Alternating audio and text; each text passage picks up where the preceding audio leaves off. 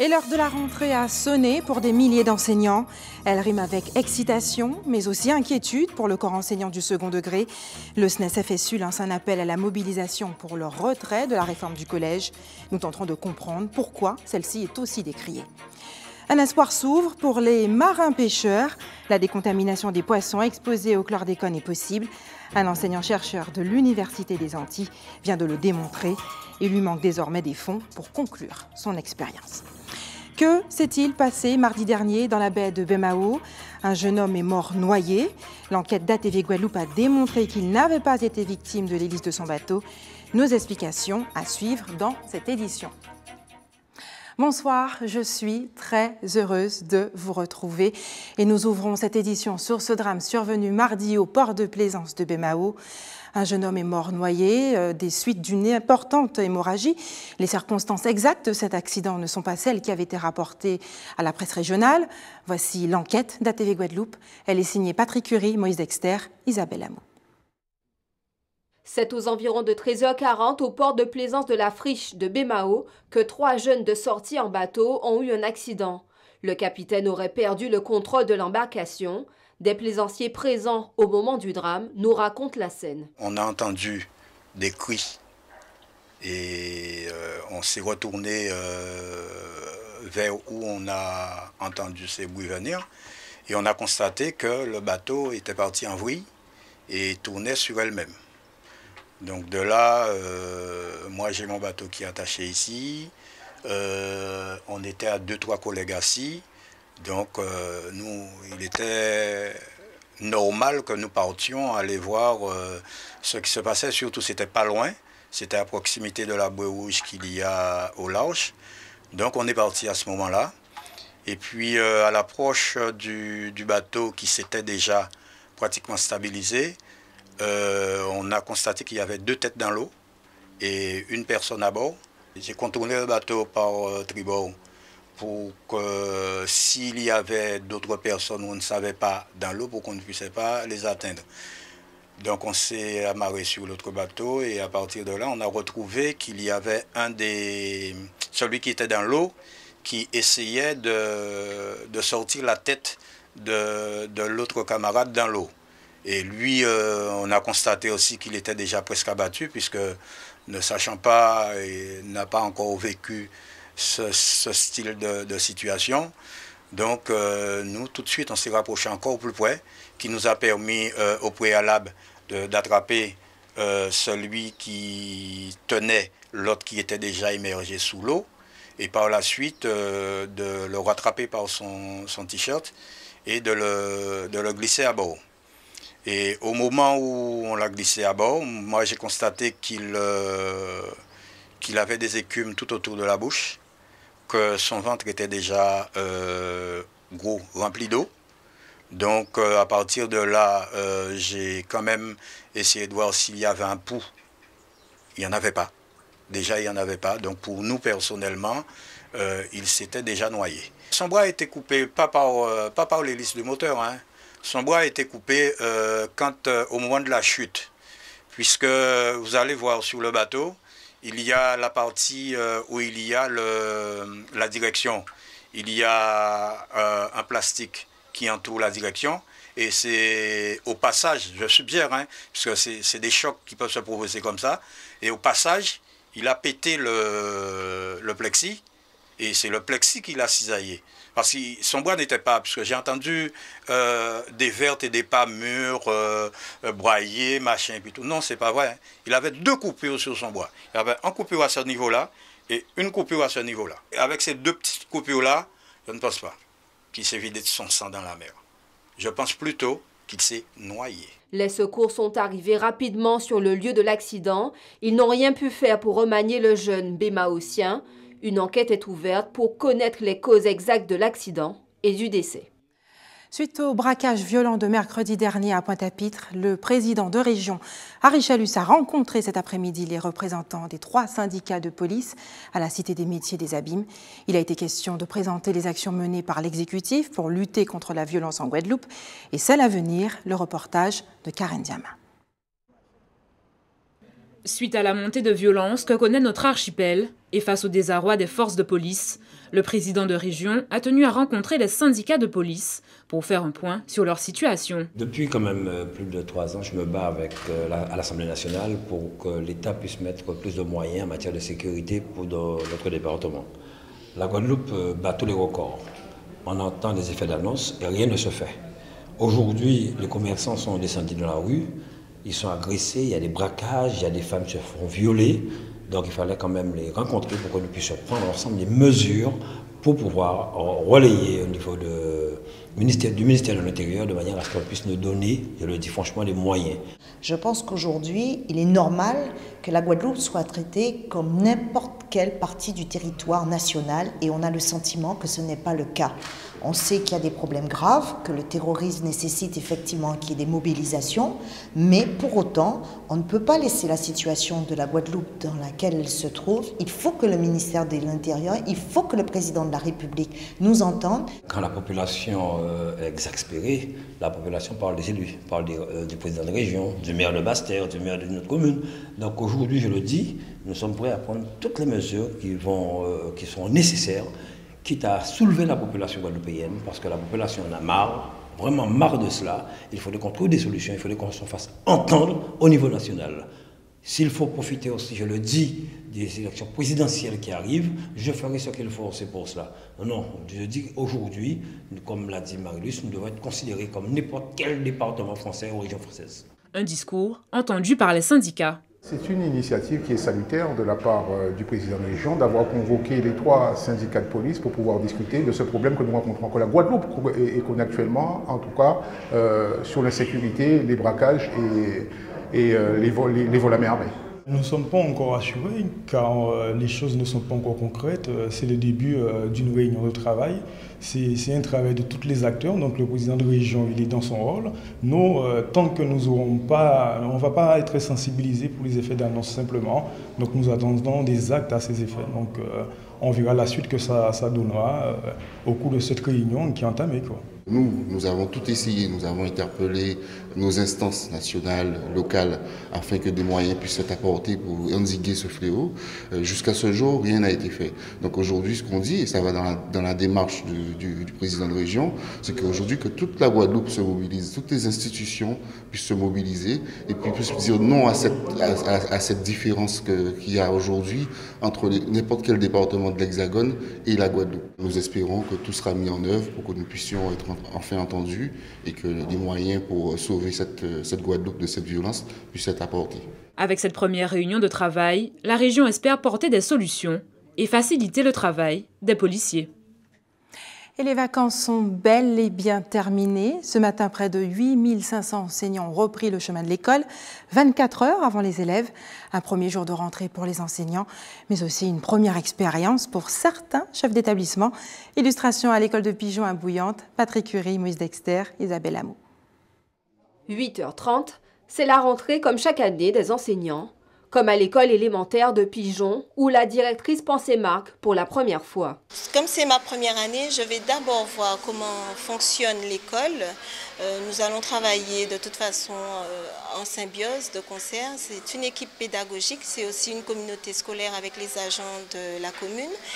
Donc je ne suis pas là pour bouleverser les choses, mais pour faire en sorte que les enfants puissent passer une année scolaire dans les meilleures conditions, avec une équipe dynamique et surtout impulser un nouveau souffle à cette école et faire en sorte en fait que les parents y trouvent leur compte, les enseignants s'y plaisent, continuent à venir avec joie et que les élèves en tout cas réussissent. Pour ses débuts, elle compte sur le soutien de toute l'équipe pédagogique. Donc l'équipe est chaleureuse et je compte vraiment sur eux puisque le travail de direction, c'est pas seulement la directrice qui dirige une école, mais c'est vraiment une équipe pédagogique qui travaille pour le bien, la sécurité, le mieux-être des enfants et pour faire en sorte qu'ils acquièrent tous les apprentissages de fin de cycle comme attendu par l'éducation nationale. Du côté des enseignants, pas d'inquiétude à avoir quant à leur nouvelle directrice. Je suis contente de retrouver de nouveaux élèves et de réentamer une nouvelle année, pas d'appréhension particulière. On va essayer de faire ce qu'on peut pour l'aider, pour pour lui donner des indications sur la façon dont on fonctionnait l'année dernière. Mais après, voilà, c'est aussi c'est elle qui va nous donner la ligne directrice dans l'école, quoi. Les présentations sont faites, les documents administratifs ont été bouclés. Tout est au point pour l'accueil des élèves dès demain. Mais cette rentrée scolaire s'annonce difficile dans le secondaire où la colère monte dans le corps enseignant. Le SNES-FSU appelle à la mobilisation sur l'ensemble du territoire national ce jeudi 8 septembre. Un front syndical qui réclame le retrait de la réforme du collège, jugée inefficace. Guillaume Marceau, bonsoir. Bonsoir. Merci d'avoir accepté notre invitation. Vous êtes le secrétaire académique du SNES-FSU. Tout d'abord, cette réforme qui cristallise de nombreuses tensions. L'idée de comprendre qu'est-ce que ça va changer. Linda Kayarsi, justement, nous décrypte un peu tout ça en regardant ça. Du CP à la 3e, tous les programmes ont été remaniés. De nouveaux manuels scolaires vont donc être remis aux collégiens en français, maths, histoire, géo. Ces programmes seront conçus par cycle CP, CE2, CM1 6e, 5e, 3e. La tendance globale est à l'uniformisation des emplois du temps. Les collégiens auront donc 26 heures de cours, ni plus ni moins, peu importe le cycle et les matières qu'ils choisiront. C'est la grande nouveauté de la réforme. Les enseignements pratiques interdisciplinaires, les EPI, mêlent plusieurs disciplines au sein d'un même thème et démarrent en 5e. L'idée est de permettre aux élèves de s'approprier autrement les savoirs fondamentaux, mais aussi de favoriser le travail en groupe. Cette année, les élèves de 6e bénéficieront de 3 heures d'accompagnement personnalisé par semaine et d'1 heure par semaine de la 5e à la 3e. Outre la langue vivante 1, qui sera désormais enseignée dès le CP, la deuxième langue vivante sera apprise dès la 5e. Les sections européennes du collège et les classes bilingues disparaîtront. Les options latin et grec telles qu'elles existent aujourd'hui au collège seront supprimées. Elles seront remplacées par un enseignement pratique interdisciplinaire consacré aux langues et cultures de l'Antiquité.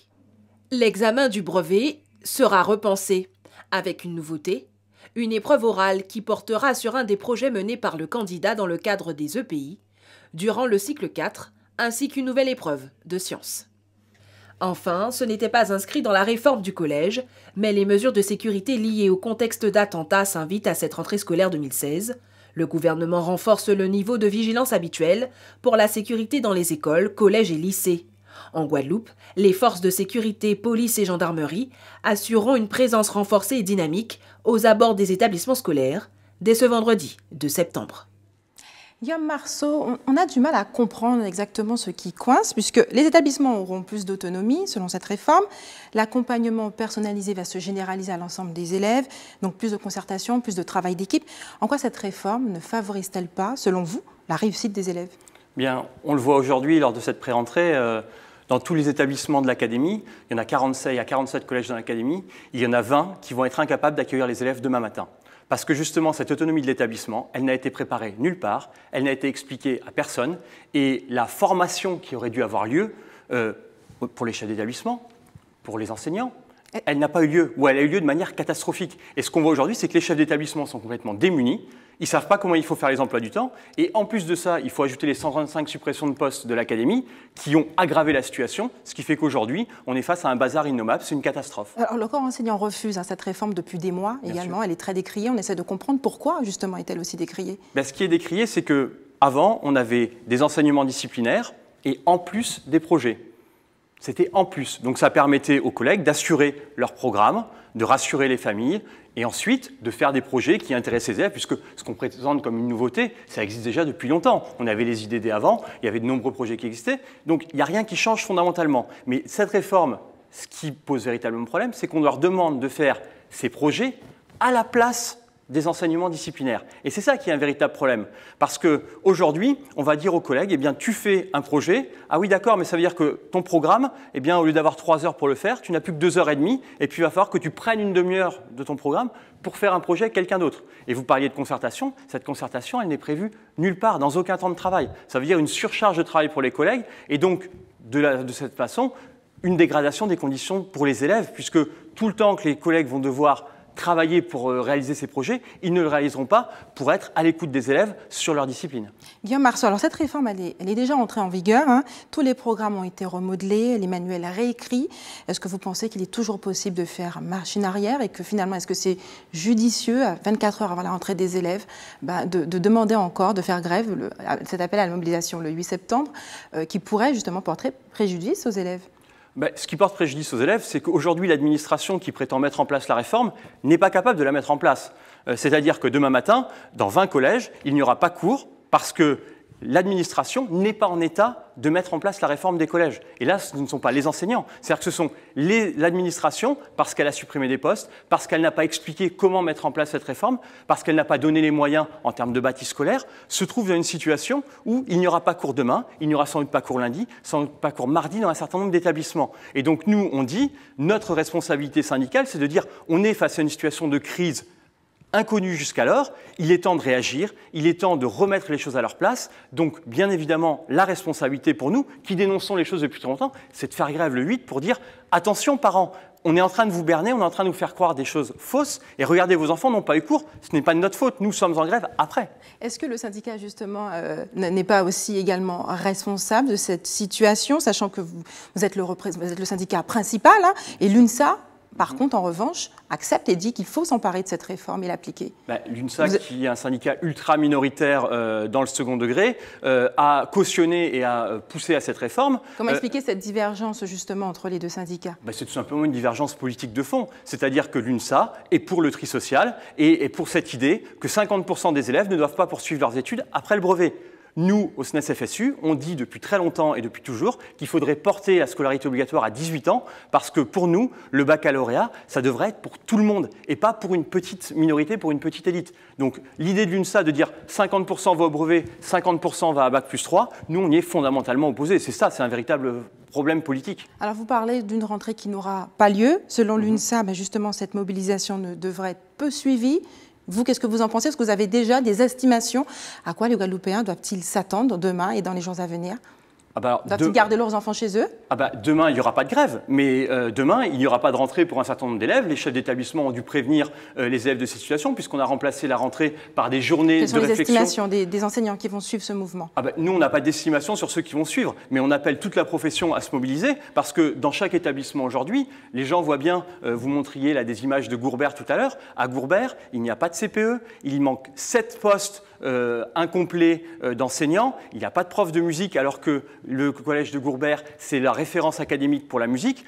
On est dans une situation qui est particulièrement alarmante. Et puis, au niveau local, quand même, pour la Guadeloupe, on parlait du créole, je vous en avais parlé la dernière fois que j'étais venu sur ce plateau. Eh bien, le créole, aujourd'hui, dans aucun établissement, on ne sait s'il va être enseigné. Parce que le rectorat, dans un premier temps, dit on le supprime complètement. Il y a quand même une levée de bouclier et des réactions. Donc, à ce moment-là, ils ont remis des heures, mais aujourd'hui, on a des endroits où on a des heures d'emploi du temps avec les élèves, mais on n'a pas d'enseignants, et d'autres endroits où l'enseignant est présent, mais il ne sait pas s'il va faire les heures parce qu'on dit oui, il faudrait que tu assures de français, puisqu'on manque aussi d'enseignants en français. Concrètement, qu'est-ce que vous espérez de l'académie aujourd'hui? Ce qu'on espère de l'académie, c'est d'arrêter tout ce tintamarre et puis de remettre en place les choses telles qu'elles doivent être, c'est-à-dire remettre en place dans le premier degré des enseignants, puisqu'on a fait plein de détachements du premier degré pour compenser... Combien de postes espérez-vous récupérer? Alors, il faut récupérer 40 postes dans le premier degré, puisque aujourd'hui, c'est ce qui manque. Il manque 40 postes pleins dans le premier degré. Et puis dans le second degré, eh bien, il faut recréer des postes à l'avenir, mais des postes de titulaires, pas des postes de précaires, comme ça va être le cas, puisque là, maintenant que la rentrée est faite, il va falloir mettre des gens devant les élèves. Et ces gens, ça va être des gens précaires, qu'on va recruter bien sûr au 1er octobre pour ne pas avoir à les payer au mois de septembre. Et nous, on dit il faut arrêter cette politique-là, il faut avoir une politique ambitieuse à moyen et à long terme, et mettre en œuvre une véritable politique de recrutement d'enseignants à la hauteur des besoins de l'académie pour répondre aux besoins, puisqu'on voit bien aujourd'hui, sur Sainte-Anne par exemple, on a recréé 4 classes de 6e entre le collège ISAP et le collège de Douville. Pourquoi? Parce que le rectorat avait sous-estimé les effectifs, ça lui a permis de supprimer des postes, et aujourd'hui que les 4 classes sont recréées, et bien évidemment, il faut des enseignants pour mettre devant. À Douville, il manque un poste d'histoire, à ISAP, il manque un poste de PS, et on peut multiplier les exemples dans l'académie. Merci Guillaume Marceau d'avoir accepté de répondre à nos questions ce soir. Et parmi les acteurs ayant compétence pour améliorer le cadre de vie des lycéens, la région Guadeloupe, la collectivité a engagé pour l'année 2016 plus de 2 millions d'euros pour rénover justement ces établissements. Des travaux d'ores et déjà réalisés au lycée polyvalent Raoul-Georges Nicolo de Basse-Terre. D'ailleurs, Harry Chalus s'est rendu sur place pour constater l'avancée des travaux. On écoute sa réaction. C'est de répondre aux attentes des élèves, mais surtout aux demandes des proviseurs, de manière à ce que l'année scolaire se déroule convenablement. Vous savez, quand je vois qu'un lycée à Sainte-Anne où il n'y a pas de complexe sportif, ça me gêne. Donc nous sommes en train de chercher un terrain pour les accompagner. Donc la région est obligée de dépenser près de 45 000 euros en transport, en location de terrain de sport, de gymnase, pour que les élèves puissent s'adonner à leur discipline sportive. Donc nous allons essayer de trouver des solutions pour pouvoir mettre à leur disposition des complexes sportifs et surtout rénover les complexes dans tous les lycées de la Guadeloupe, parce que je peux vous dire qu'ils sont vraiment en piteux état. Aujourd'hui, je constate l'importance vraiment de ces visites, surtout que quand je vois la joie du proviseur de Raoul Nicolo, parce qu'il n'y croyait pas que nous aurions pu livrer ce bâtiment en temps et en heure, et que mardi, il fera la rentrée de cet internat. Donc je suis vraiment très content de voir que nous avons injecté près de 2,6 millions ici sur ce lycée concernant cet internat, concernant la rénovation des bâtiments, de la cafétéria. Donc je suis vraiment content de voir un proviseur content. J'en ai vu encore à Sainte-Anne, d'autres sont vraiment satisfaits. Nous n'avons pas fini parce que nous n'avons que 2 mois pour faire des travaux dans les lycées. Et on continue de parler d'argent. Selon le baromètre de l'association Famille de France, le coût de la rentrée scolaire 2016 est stable. Il serait cette année à 190 € pour un enfant entrant en 6e. Et vous, quels sont vos calculs? L'école vous coûte-t-elle, selon vous, trop cher? Moïse Dexter et Patrick Curie vous ont posé la question. On vous écoute. Je dirais oui, puisque il faut acheter des vêtements, il faut acheter le matériel, il y a pas mal de choses à acheter, donc forcément la rentrée ça coûte cher. Je pense que ça coûte cher normalement. Les gens qui ont 2-3 enfants, je pense que ça coûte cher. Les chaussures et le matériel scolaire. Oui, un peu, parce que là je viens de dépenser pratiquement 100 € quand chaussures et un sac. Donc en métropole, tout est payé en fait par la commune au niveau des fournitures. Et du coup ici il faut tout acheter. Vous savez, je suis loin de la rentrée, je n'ai plus d'enfants à l'école. Non, ça va, c'est normal pour ce qu'on a besoin pour les enfants. Il faut y mettre le prix. Oui, la rentrée coûte énormément cher. Les fournitures, les cahiers, les cours, le sport, tout. En fait, j'étais à cache à faire, les trucs étaient pas chers, ça a été. Les enfants sont déjà grands, mes enfants travaillent. Il y a des choses qui sont plus chères. Il y a des choses qui... que ça va toujours. Moi, j'ai que mon fils qui rentre à l'école. J'estime que ça va pour moi. Moi, pour mes enfants, là, j'en ai 3 en CE, CM1, CE2 et moyenne section. Pour les 3, j'en ai pour 400 €. Ouais. Vêtements et chaussures. Vêtements, chaussures, baskets. Oui, ça coûte effectivement très cher. Regardez, j'ai deux garçons, les garçons coûtent beaucoup plus cher. Et moi, j'ai pas bénéficié de la rentrée scolaire, moi. Sur 2 mois, je pense qu'on a suffisamment le temps de faire ce qu'il faut pour qu'on ne soit pas pris au dépourvu à la rentrée. Et oui, on le sait, l'argent est le nerf de la guerre. Et bien, la ville de Basse-Terre a entrepris des travaux pour mettre certains établissements aux normes sismiques, notamment au Carmel. Le reportage de Karen Diam. Construite dans les années 70 et classée monument historique, l'école Régina Richard du Carmel devrait prochainement subir des travaux de renforcement sismique. Toutes les écoles doivent être passées en revue. Alors nous avons choisi ces écoles puisque celles-ci sont prioritaires, mais l'école primaire du Carmel est composée de 3 bâtiments. Un occupé par les administrations dont le rectorat et 2 autres pour les écoles. C'est un bâtiment R+4. Donc ce qui signifie que les études seront plus longues, effectivement des coûts plus importants et des études plus longues. Donc alors nous sommes en train de savoir si nous fermons en 2017 ou bien si nous prolongeons. Enfin bref, il y a aussi des travaux à faire, effectivement.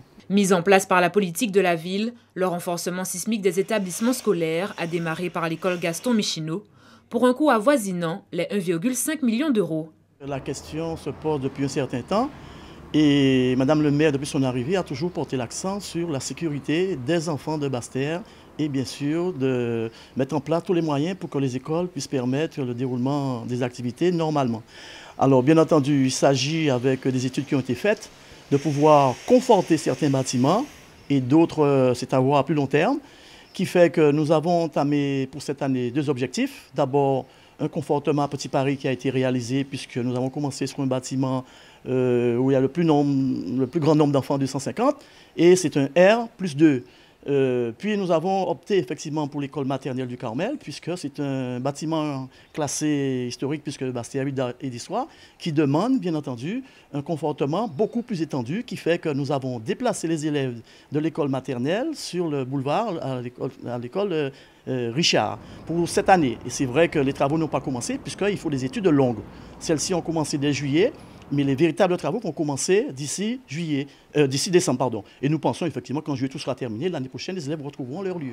En attendant le début des travaux parasismiques, l'école du Carmel pourra recevoir sans risque 16 élèves pour cette rentrée. Et nos compatriotes guyanais préparent également la rentrée. On regarde ensemble le reportage de nos confrères d'ATV Guyane. C'est une scène incontournable à chaque rentrée. Le traditionnel appel des élèves par le professeur. Les élèves de terminale professionnelle du lycée Lama-Prévost sont ensuite invités à suivre leur professeur principal. Vous remplissez les premiers rangs en priorité, s'il vous plaît. Et bien sûr, chacun a en tête ses nouvelles bonnes résolutions pour cette année. Qu'est-ce que tu penses faire pour cette année? Déjà avoir mon CAP, si Dieu le veut, et avoir une bonne attitude à l'école. Comment tu as trouvé cette première journée? Comme la première année, toujours ils nous ont rappelé les règles, et voilà, comme la première année. Vous me connaissez, non? Madame Jean-Baptiste. Le proviseur adjoint fait son discours d'accueil, un discours marqué par une grande sévérité. On aura un entretien dans mon bureau. Nous mettons beaucoup l'accent sur cette rigueur, ce cadre important, tout en étant bien sûr bienveillant. Mais les élèves doivent savoir dès le début de l'année qu'il y a un enjeu important et qu'il faut qu'ils réussissent et que nous sommes là pour les accompagner. Quant au professeur principal, il doit déjà faire face à un grand défi, celui de l'absentéisme. Pour ce premier jour de cours, déjà 4 élèves manquent à l'appel. Dans l'établissement, on a une politique vraiment très coercitive, à savoir qu'on les surveille, on fait des commissions d'absentéisme pour essayer de comprendre pourquoi ils sont absents. Et au cas par cas, après, on les accompagne pour qu'ils raccrochent et puis qu'ils suivent normalement. D'autant plus que dans ce lycée de Rimer-Montjoly, les places sont chères. L'établissement compte plus de 1100 élèves. Et depuis 2 ans, des mobil-homes ont été installés pour accueillir des classes qui vont de 30 à 32 élèves. On a dû demander à la CTG d'installer des salles supplémentaires. Donc ce qui a été fait, pas autant que j'aurais souhaité, mais on va quand même s'en sortir. Donc c'est un établissement quand même, cela fait 4 ans que je suis dans cet établissement. La population scolaire a augmenté de près de 50%. Ça va mesdames? Les inscriptions sont d'ailleurs toujours possibles, même s'il n'y aura pas de place pour tout le monde. Oui, c'est toujours en cours les inscriptions, parce que beaucoup de parents partent en vacances au mois de juillet et ils ne font pas les inscriptions en temps et en heure. J'ai pas de place en seconde. J'ai quelques places sur certaines classes de première, en première L et en terminale L, mais sinon en seconde, pas du tout. Malgré l'installation de 2 nouveaux mobil-homes pour cette année, certains cours généraux devront se faire dans des salles de travaux pratiques. Mais les conditions d'accueil de ce lycée restent optimales. Un lycée qui est l'un des plus récents de Guyane. En Martinique, la vie suit son cours à l'Université des Antilles. Ce matin, plus de 800 nouveaux étudiants ont foulé le sol du campus universitaire. Pour cette rentrée 2016, une visite des locaux était organisée afin de faciliter l'intégration des primo-arrivants. Marie Tricot, d'ATV Martinique. Si vous avez des questions maintenant, n'hésitez pas. Au long de la visite aussi, il n'y a pas de souci, on est là, on vous écoute, etc. Encore timides, les nouveaux étudiants ne posent pas de questions, mais pas à pas, s'imprègnent des lieux. La visite est menée par Olivia et Datrice. Eux aussi ont dû se familiariser avec le campus il n'y a pas si longtemps. Je suis arrivée en 3e année, donc j'étais un petit peu comme eux, en fait, un petit peu perdue. Et puis je me suis dit que ce serait pas mal aussi de maintenant que je suis habituée, de montrer aux autres un petit peu de façon à ce qu'ils s'acclimatent aussi au campus et puis qu'ils voient que en fait, c'est pas la mort. Bibliothèque, réfectoire, administration, beaucoup d'informations précieuses à retenir. Datrice est originaire d'Haïti. C'est pour éviter au nouveau les difficultés qu'il a lui-même connues qu'il s'est porté volontaire pour jouer les guides. Ils ont parfois des difficultés à s'intégrer dans les campus parfois parce que moi j'avais un tel problème et surtout c'est dans les affaires administratives. C'était vraiment compliqué pour moi. Désireux de ne pas quitter le pays tout en cherchant sa voie professionnelle, dans le groupe, beaucoup attendent de cette visite le déclic. Pour le moment, je ne suis pas encore spécialement prête à partir, vu qu'après j'ai le temps, donc je profite pour le moment. C'est important, comme ça on aura déjà quelques repères et ça va nous permettre, ça nous accorde un gain de temps et ça nous permet de découvrir, de connaître les propositions. Pour cette rentrée, l'université a mis en place un processus d'inscription en ligne qui a porté ses fruits. 23% d'étudiants inscrits en plus par rapport à l'année dernière à la même période. Les remous provoqués par l'affaire du Sérigmia et la très récente démission de l'ancienne présidente Corinne Mancé-Caster n'auront pas fait chavirer le navire.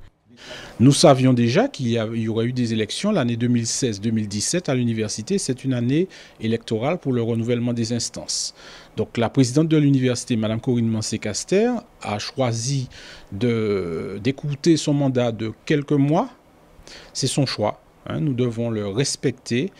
Eh bien, il y aura très prochainement une réunion du conseil d'administration qui va décider du nouveau calendrier électoral de l'Université des Antilles. Il y a un administrateur qui est nommé à partir d'aujourd'hui et sinon, le vice-président que je suis sur le pôle Martinique, mon collègue du vice-président du pôle Guadeloupe continue.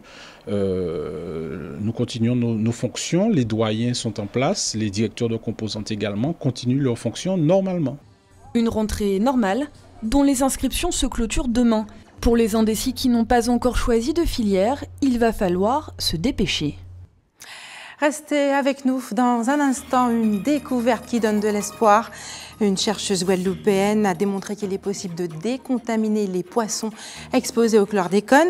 Et puis, portrait d'un champion, celui de Carlis Miati, un jeune Guadeloupéen champion de natation au niveau national. Une lueur d'espoir concernant le dossier chlordécone. Une chercheuse guadeloupéenne a réussi à démontrer que des poissons contaminés par la molécule pouvaient redevenir sains. L'aboutissement de près de 13 ans de recherche au laboratoire de biologie marine de l'Université des Antilles. Les précisions d'Isabelle Hamou. C'est ici, dans ce laboratoire, que 2000 poissons marins d'élevage, appelés les alevins d'ombrine, ont été placés en aquarium d'eau de mer pour être contaminés. La contamination s'est faite en moins de 24 heures. Tout s'est fait en milieu contrôlé dans le laboratoire, dans une salle climatisée, dans des aquariums. Donc on les a d'abord contaminés par de la chlordécone qu'on a nous-mêmes rajouté dans l'eau. Donc ça nous permet aussi d'avoir une idée de la cinétique de contamination quand le poisson est mis en contact avec la chlordécone. Donc ça donne des informations. Et ensuite, ces poissons, une fois qu'ils ont été contaminés, on les a mis dans de l'eau non contaminée par de la chlordécone, donc de l'eau propre, de l'eau de mer normale. Et en fait, on a fait des prélèvements après plusieurs jours, un mois, 2 mois. Et quand les résultats sont arrivés, on s'est rendu compte qu'au bout de 30 jours, il y avait 60% de la chlordécone qui avait disparu. Et au bout de 2 mois, c'est 90%. Donc ça veut dire en fait qu'on passe de 140 microgrammes par kilo de pois frais de chlordécone dans la chair de poisson et on descend en dessous de 6 microgrammes, donc en dessous des limites d'interdiction de vente en termes en consommation. Une expérience remarquable qui démontre que le poisson a la capacité de se décontaminer du chlordécone, un espoir pour les pêcheurs confrontés à ce fléau. Reste à confirmer l'essai sur une autre espèce. Oui, c'est une bonne nouvelle, parce que c'est vrai que sur la chlordécone, les pêcheurs, ils entendent beaucoup de mauvaises nouvelles.